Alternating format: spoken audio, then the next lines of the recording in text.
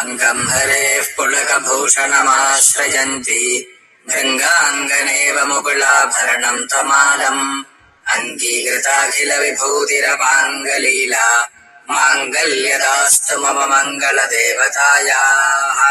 मुग्धा मुहुर्विदधती वदने मुरारेः प्रेमत्रपा प्रणिहितानि गतागतानि मालादृशोर्मधुकरीव महोत्पलेया सा मे श्रियम् दिशतु सागरसम्भवायाः आमीलिताक्षमधिगम्य मुदा मुकुन्दम् आनन्दगन्धमनिमेषमनङ्गतन्त्रम्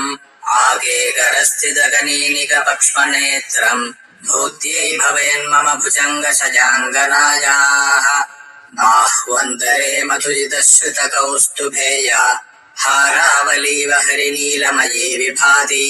कामप्रदा भगवतोऽपि कटाक्षमाला कल्याणमावहतु मे कमलालयायाः कालाम्बुदाळिललितोरसिकैटभारेः धाराधरे स्फुरति या तडिदङ्गनेव मातुः समस्तजगताम् महनीयमूर्तिः भद्राणि मे दिशतु भार्गवनन्दनायाः प्राप्तम् पदम् प्रथमतः खलु यत्प्रभावात् माङ्गल्यभाजि मधुमाथिनि मन्मथेन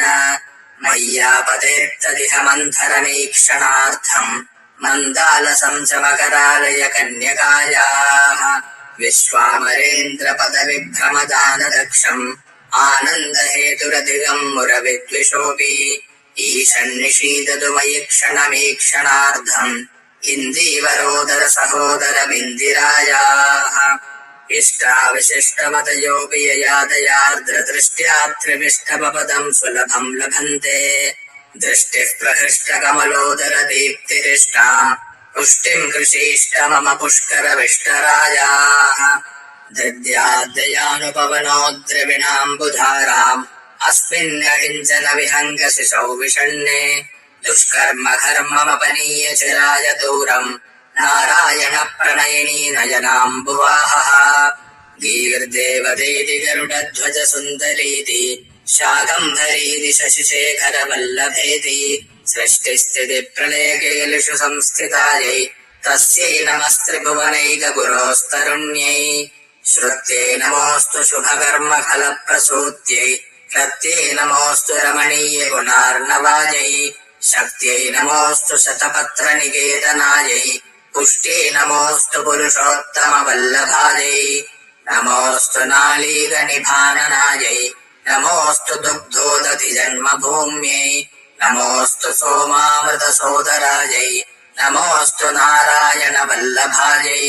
नमोऽस्तु हेमाम्बुजपीठिकायै नमोऽस्तु भूमण्डलनायिकायै